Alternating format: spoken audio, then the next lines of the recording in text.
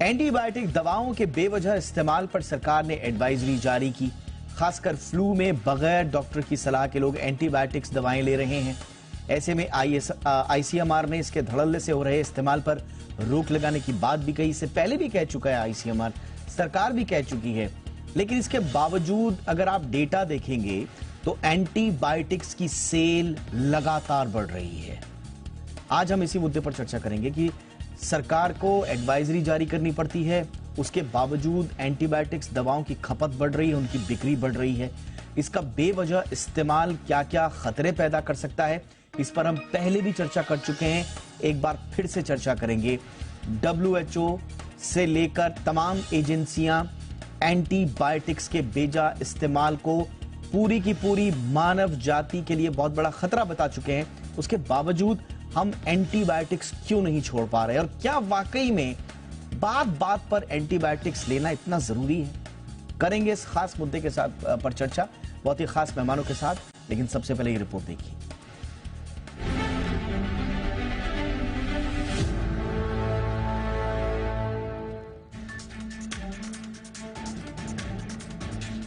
क्या हर मर्ज का इलाज एंटीबायोटिक दवाएं हैं? नहीं तो फिर धड़ल्ले से इसका इस्तेमाल क्यों बढ़ रहा है? ये एक बड़ा सवाल है। एंटीबायोटिक दवाओं के बढ़ते चलन ने सरकार की भी चिंता बढ़ा दी है। इस पर सरकार ने एक एडवाइजरी जारी की है और इसके बेजा इस्तेमाल पर तत्काल रोक लगाने को कहा है। आईसीएमआर ने साफ किया है कि जरूरत से ज्यादा और बगैर डॉक्टरी सलाह के एंटीबायोटिक दवाओं का इस्तेमाल सेहत को खतरे में डाल सकता है। एक चौंकाने वाली रिपोर्ट आई है जिसमें कहा गया है कि फ्लू और कोविड के दौरान जिन दवाओं की बिक्री बढ़ी उनमें एंटीबायोटिक दवा ऑगमेंटिन मुख्य रही।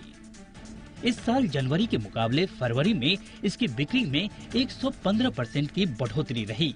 फरवरी में इसकी 80 करोड़ रुपए की बिक्री हुई। इस दौरान शुगर की दवा ग्लाइकोमेट जीपी की 64 करोड़ रुपए की बिक्री के साथ 27% और सांस संबंधी दवा फोराकोटा की 66 करोड़ रुपए की बिक्री के साथ 36% का उछाल रहा।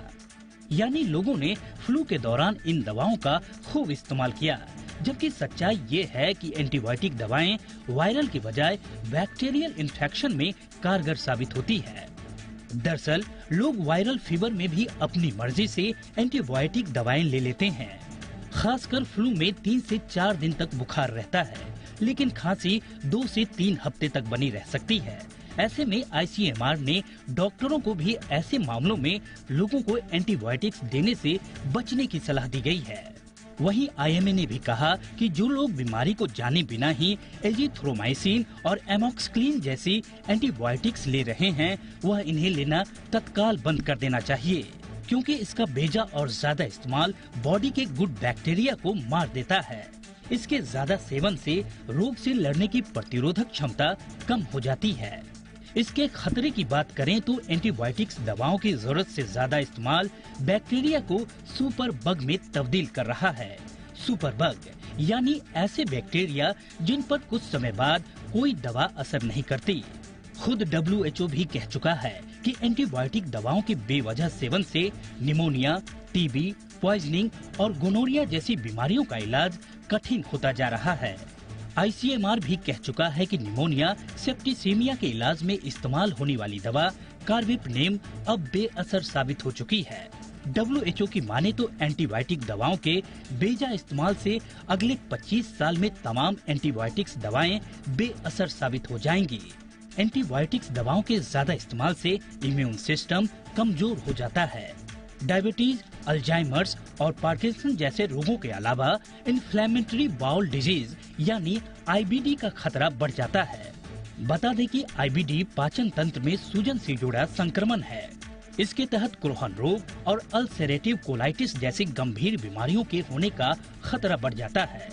तो ऐसे में जितना हो सके एंटीबायोटिक दवाओं के बेजा इस्तेमाल से बचें, वरना आने वाले दिनों में ये दवाएं जरूरत पर काम नहीं करेंगी और बीमारी को ठीक करना मुश्किल हो जाएगा। ब्यूरो रिपोर्ट, जी मीडिया।